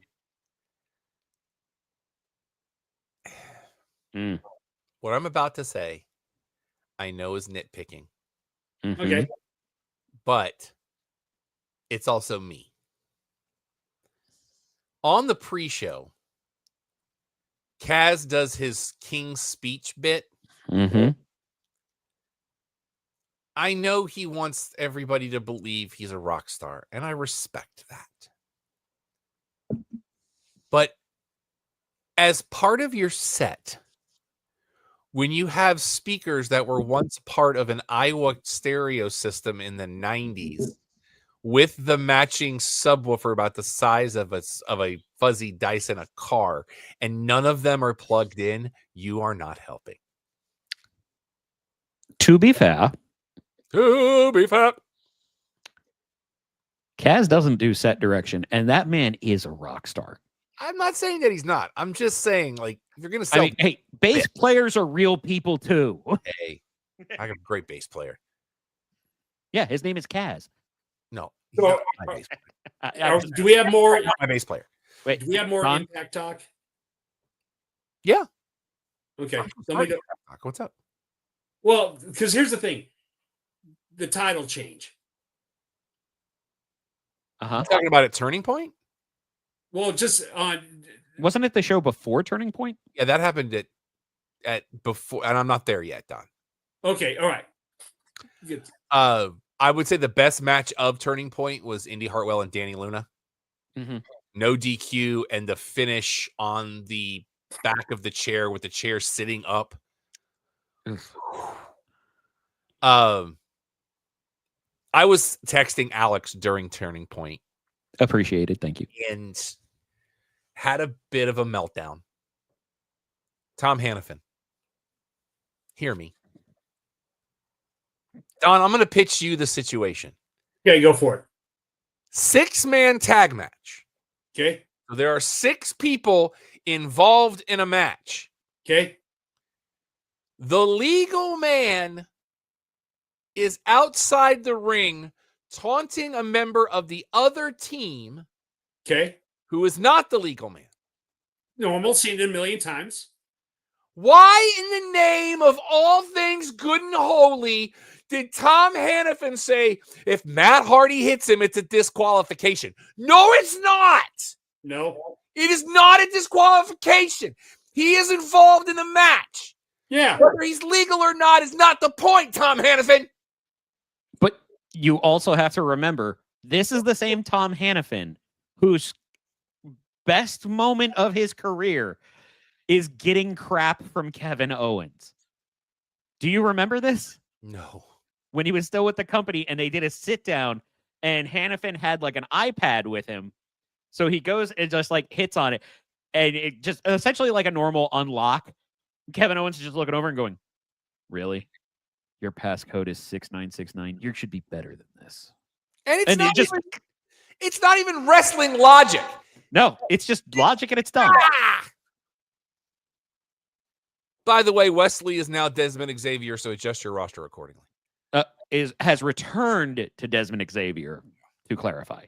On Impact, JDC announces he's going to retire after Genesis. We still don't have a date or a venue. We just know that it's going to be in Dallas. That's all we know at this point. I'm still surprised about that announcement. It makes me concerned that there might be something else going on. And Dango's a good dude. By all accounts from everybody, Dango's a good dude. We want the best for him. So we hope it's a choice and not a force at this point. And as Don mentioned earlier, you have a new world's champion, Frankie Kazarian. The lesson here, kids, don't win the title at Bound for Glory. Wait, may I addendum this? Sure. Well, don't win your first title at Bound for Glory. Here's my problem. Why did they do it to turn so fast? Because they've been building this thing, and for the last couple of weeks, it's all about him winning. And then on the first taping they do after Bound for Glory, that was live, Don. That was live. That wasn't a taping. Well, I mean, but still, the first show after Bound for Glory, he loses the title right then. You don't have even. He didn't have the title for a full show. Go ahead, Alex. Hey, Rob. Yeah. What happened when Josh Alexander finally won the title after like a 2-year build? He lost it at the same pay-per-view. Oh, that's right. So he had an even shorter That's why I said we don't win your first title at Bound for Glory because it's bad luck. That's what we were setting up, Don. Literally, if you win your first title at Bound for Glory, you're getting cashed in on. And here's the other thing. Rebhold. How do you say his name? Roholt. He's supposed to be the heel, but he's going, no, not this way. Don't do it. Don't. And I'm like, you're supposed to be the heel. You should be supporting what Kaz is doing right now.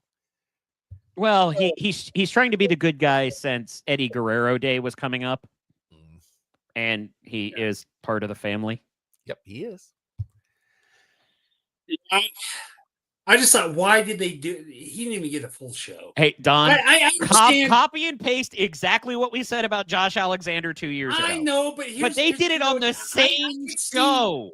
I could see like the 5-minute reign, like they did with Drew McIntyre at WrestleMania when Damian Priest cashed in.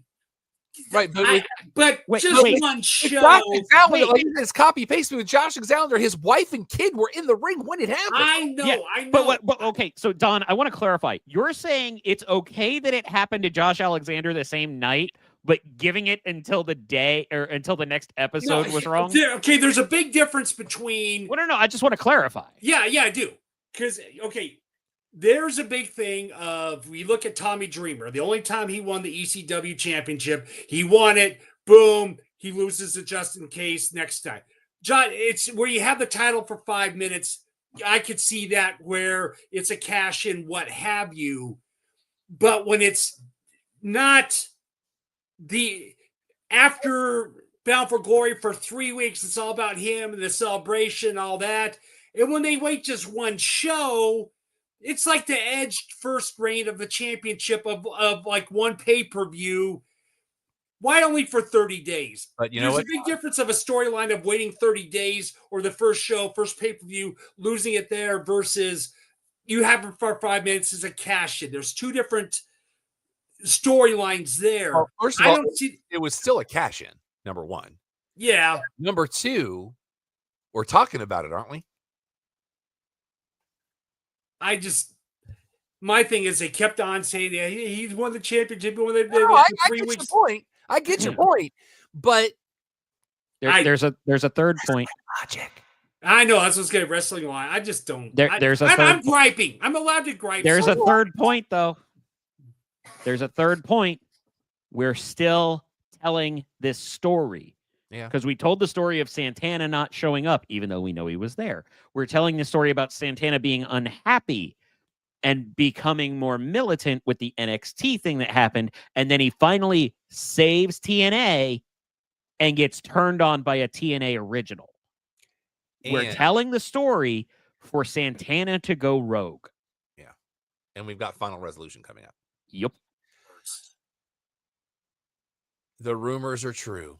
What's that? Because if you go to WWE shop, you will say his name and his merch appears. Joe Hendry. Cam Scattaboo. Oh, sorry. With WWE. Well, did you see that Cam Scattaboo has merch as well? Oh, does he? Very nice. Yes. Is he between the two, like Dolph Ziggler / Nick Nemeth? Let's get there, Don. Okay. Let's get there. You got to bury Lee a little bit. Well, I don't know what you're getting. I don't know what's on your run sheet. We're not talking about Raw yet. Okay. Survivor Series will be in theaters through Fandango. If you're in this town, Stonebriar is your location if you're not going to Kaza. Fair. So, congratulations to Lainey Luck. She is now your new WWE ID Women's Champion. So can you repeat the prior thing you said about Fandango? Sorry, what was that? you can watch Survivor Series in a theater through Fandango. The only theater doing it here is Stonebriar. To put it in a different context for you, Don, Fandango is the outlet selling the tickets for Survivor Series at AMC. Oh, so they're going to do it at an AMC if you want to watch and pay like $25 or whatever. Did you look to see if there was one closer to Don? Because I know Stonebriar is close for us, but Don's way out west. It was the only theater that was listed, so I don't know. Okay. You know what? I'll take Survivor Series. Yep. And it's 2 nights, right? Is that correct, or one? Just one. So far. SmackDown allegedly going back to 3 hours in January, so get ready. That's my response. That's my response. Yep. What? That's the rumor. Yeah, but did you see the report of why? Why? What was that third hour the last couple of weeks? Everything on the menu with Braun Strowman, which I'm very much enjoying. Which has been doing amazing numbers in that time slot. So now the WWE is taking it over because they own everything on the menu as well. I did like the storytelling with Charlotte and Rhea not hugging that led into Charlotte's promo. Like, everybody else hugged everybody else, but not those two. And I noticed it. And then we had the Charlotte promo. And then she cuts the promo, but sometimes when I'm doing accidental research, it blows the wheels off other things. Go on.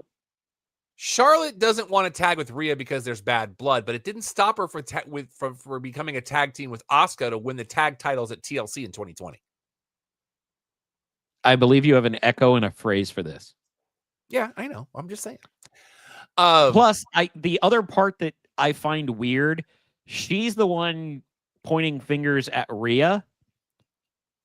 Who's the one that won the Rumble and then went down to NXT after Rhea? In 2020? I feel like we're foreshadowing the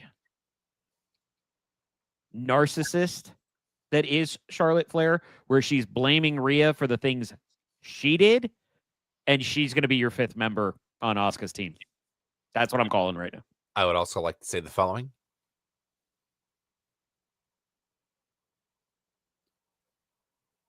Yes. Woo, woo, woo. You know it. I hated that was ruined for me before it happened. I kind of hate that it was ruined for me too. Email from WWE Shop. Yeah. That was the worst part for me. You couldn't wait a couple of hours. And apparently he is signed. So a lot more of the... I have not heard that. I have not heard he was signed. I was told it was a one-off. I have read that he is signed. So we'll see. But we need to keep an eye on that because it may purely be a merch deal, like a Legends deal for Zack Ryder gear. I hope it's not because Cardona is a great worker. Tag him with LA Knight and just watch the money roll in. Knight Rider, baby. Let's do this. I saw that popped up. I was like, there's that next t-shirt I'm buying. And then you had the Drew McIntyre thing. Yay.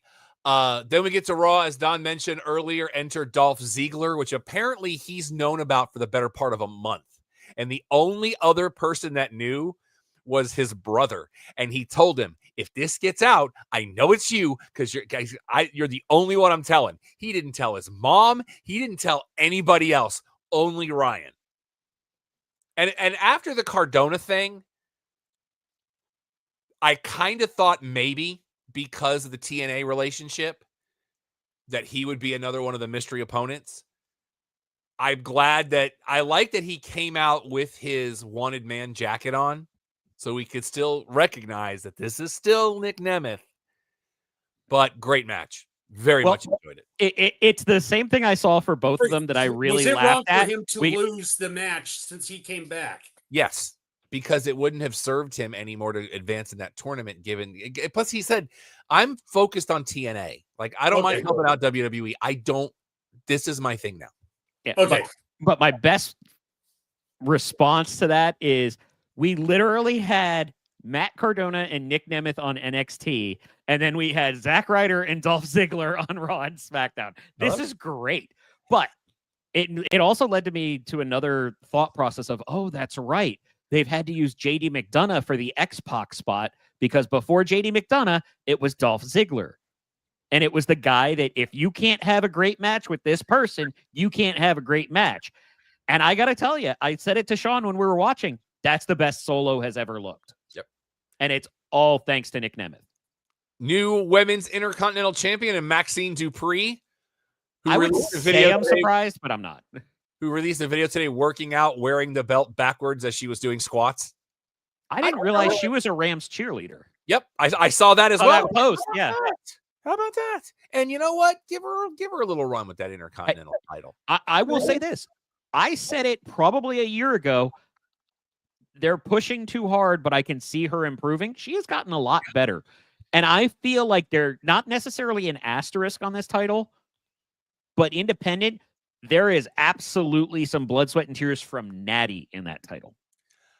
I can't decide which Survivor Series War Games match I'm more excited about. Because now with the women, you're going to have AJ Lee, which is going to put Becky in. Let's go. And now the men's, let me get there. Hold on. Not for nothing. WWE shop. I need you to fix something for me. Braun Breaker's shirt. That should not be a speed limit because that would infer that he has a ceiling for a guy that you're saying doesn't have one. I might put a speed minimum 23 on there, but a speed limit, fix that. Just saying. I would like to rebut this. Sure. I'm okay with it being a speed limit sign because let's put a big asterisk and an allegedly over everything that's about to be said from any of us for the next few minutes. Hey, Rob. Uh-huh. When's the last time you cared to actually go the speed limit and not maybe a little bit more? In a school zone. Anytime I'm in a school zone. Good answer. I have no sense of humor for that. Yeah, I'm the same way. You drive over the speed limit unless it's a school zone? School zone, I don't play with it. I might. No. I want to get away from the school zone tangent. Yeah.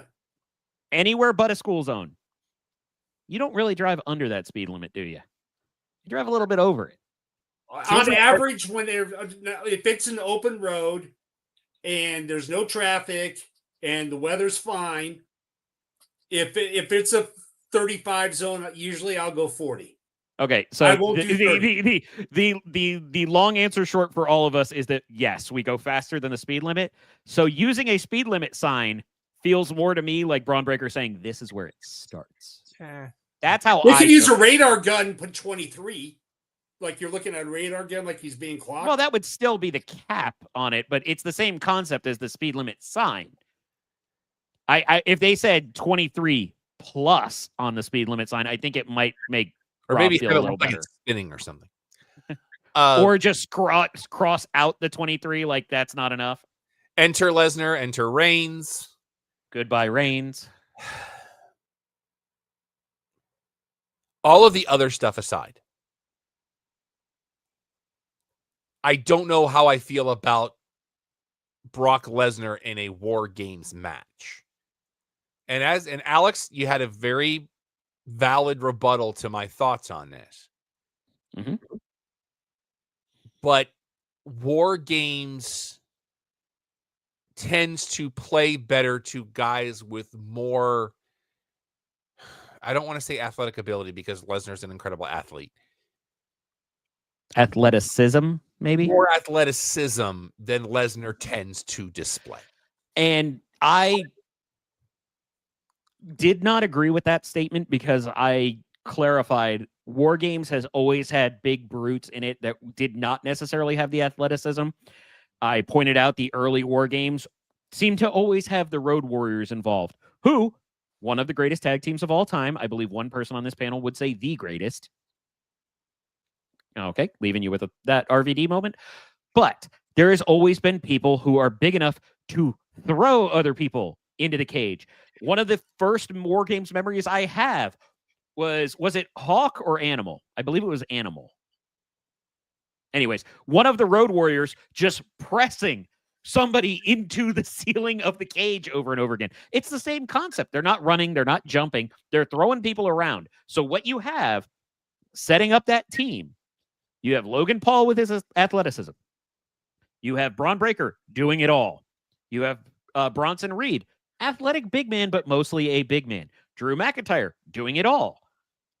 Lesnar is your powerhouse, pure and simple there. It fits the dynamic, the motif.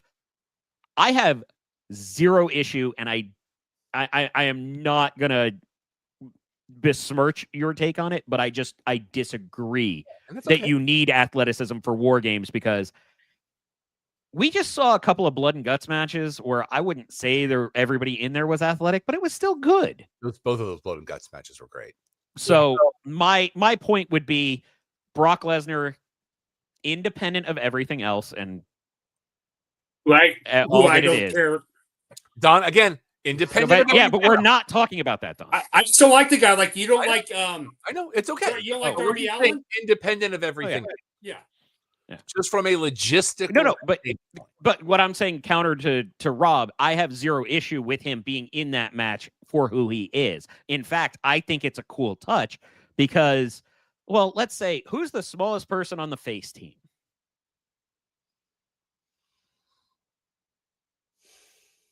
Is it Punk? Probably. Okay. Physically wise, I think Punk would probably be the smallest. Maybe one of the Usos. Well, I believe the Usos are heavier than Punk. And I should clarify, I'm referring to weight, not actual like height or muscle or anything.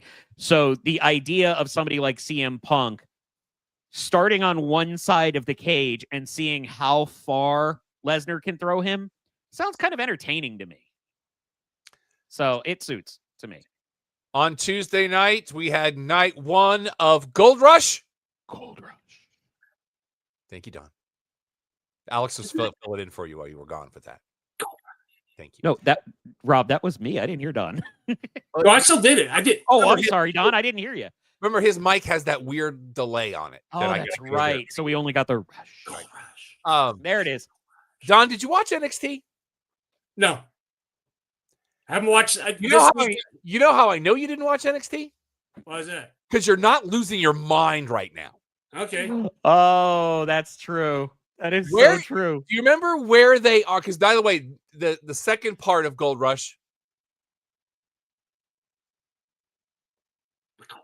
Thank you. I was trying to listen to what you're saying. Has already been taped. So night two's already been taped. They didn't do two nights. Put this way, I haven't watched. I like that they did this week. I just haven't had time. Yeah. No, but do you remember where it emanated from? Real quick, I want to give them credit for taping the second week so that people could have Thanksgiving. Yep. Okay. Usually it's, I don't know where it's at. Okay. It was at the theater at Madison Square Garden. Okay. The little room downstairs. The opening of the very first shot inside the theater had the entire crowd waving towels. Do you remember the color scheme currently for NXT, Don? Is it black, like black and gold? Yep. Yep. Okay. So you had an entire arena in downtown New York City waving yellow and black towels around like it's Acupuncture Stadium. And Myron Cope somewhere was feeling good about it. I was just like, that's a choice. Rob, not to spoil, that's not even what I thought you were talking about that he would be going nuts over. I want to put a pin in it. I'll say it when we get there. It was announced that your Iron Survivor participants will be announced by one John Cena this coming week. We had the turning of the culling on Tatum Paxley. And now, how long was that title reign? Yeah, not very. That's what I thought you were going to say that he would go ape about, because not only did it happen to Santana, now we kind of had a version of it happen to Tater. And we love our Tater. After 2 weeks. Yeah. But my point being, So, and again, next week is tape. So if you're trying to avoid spoilers, be aware that they're probably out there. Full Gear is this Saturday. Yes, it is. And I forgot that Dynamite was 3 hours. Or Dynamite / Collision was 3 hours last night. Technically, it was 3.5. Well, and I'm glad I fired it up as I was going to the grocery store, because that way it didn't take me all day to watch it. Bobby Lashley and Shelton Benjamin are numbers 1 and 2 respectfully in the Casino Gauntlet match for their first national championship. And before anybody gives any grief, Tony Khan did say he talked to Billy Corrigan, and they're cool with having a national championship. So I want something else to happen in this, but it doesn't suit the participants. Okay. I want a New Day spot where somebody has to run in and break up the pin. Okay. You remember what I'm talking about? How you had the multi-man tag match and it wound up Xavier versus Kofi and they're all geared up and everybody's like, yeah. And then all of a sudden Kofi just goes down and Xavier goes for the pin and everybody has to run it. I still think I'm going to make the call right now of who wins that. The entire gauntlet? Mm-hmm. Okay, go for it. The same person that returned at a Casino Gauntlet and won it under a mask. That's a good choice. That'll make Don very happy. Yep. That's my call. We want to send our best out to Rebel Not Reba. Mm-hmm. She announced this week that she has been diagnosed with cancer and she has alongside a functional neurological disorder. Ow. I've been a fan of that woman forever. Former Dallas Cowboys cheerleader, by all accounts, quality human being. We are actually connected on social media. She has been dealing with this for a very long time, and she has been an absolute wonder and a trooper through all of this, and we want nothing but the best for her. Collision announced that they will be at the Esports Arena in Arlington for every Saturday in January. Mm-hmm. Doing that again. Kyle Fletcher's talking about how one more title defense he's away from a record. Well, you know what? The last time somebody did that, they lost. Ask Charlotte Flair and Alexa Bliss. And Mercedes. No, sorry, I'm sorry. Mercedes Moné is your now Ring of Honor Undisputed Women's Television Champion. Can I say why I think that could be a good thing? You have my attention. Oh, okay. I thought you might have froze. I am of the contingent that believes there are too many titles in that company. My hope is this is going to be the start of titles being combined, where we're going to get maybe the ROH TV title and the TBS title combined into a singular AEW TV title. Not to take anything away from ROH's history, but if we're being honest, that ROH TV title, women's TV title, hasn't existed that long either. Yeah. I don't think it's just the women's. I think it should happen with the men's as well. I just think there's too many titles across the board. Can we talk about this while we're talking about this? Booker T does an interview a couple of weeks ago, and somebody asks if he would book Mercedes Moné to come do dates in Reality of Wrestling. Mm-hmm. We know what this business is. We make no bones about the fact that we know what this business is. And she's a name. But in that interview, when he says, "Come on down, I'll put the belt on you right now." Like, give me a little bit of something to work with here. You don't have to pull the curtain back all the time. Well, and I don't think it's even the pulling back of the curtain. I feel like with it being a business, and we know that Rowe is Booker's company, mm-hmm. there absolutely should have been more of a response of, I'd be happy to give her an opportunity if she came down. That's exactly what I'm saying. Yes. Yeah. But I'm just spelling it out. I'd be happy to give her, but she's gonna have to beat. We have a great champion. You know what I mean? The sell me. Yeah. Come down here. I'll put the belt on you right now.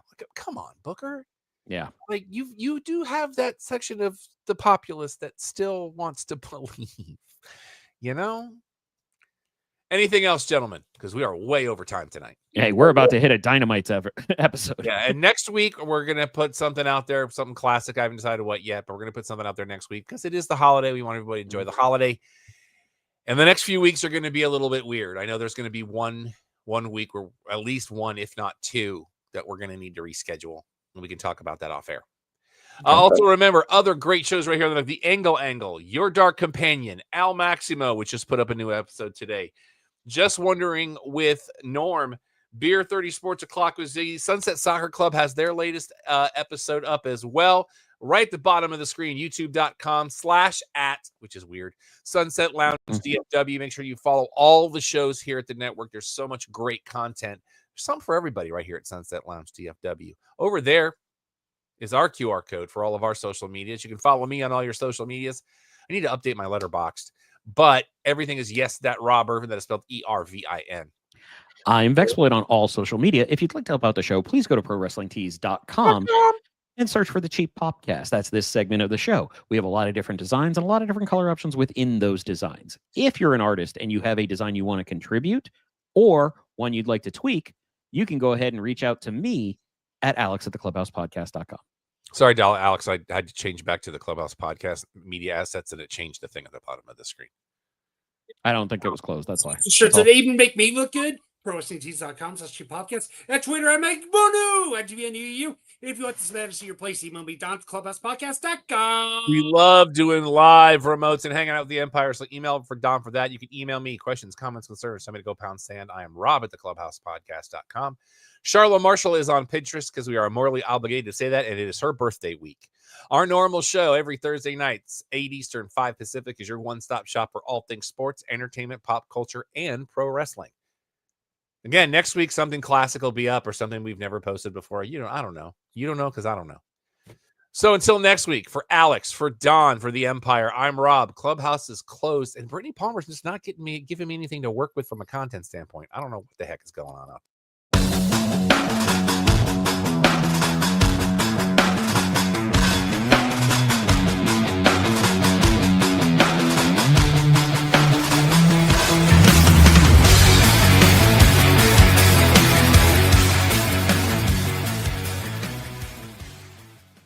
This is a Stolen Water Media production.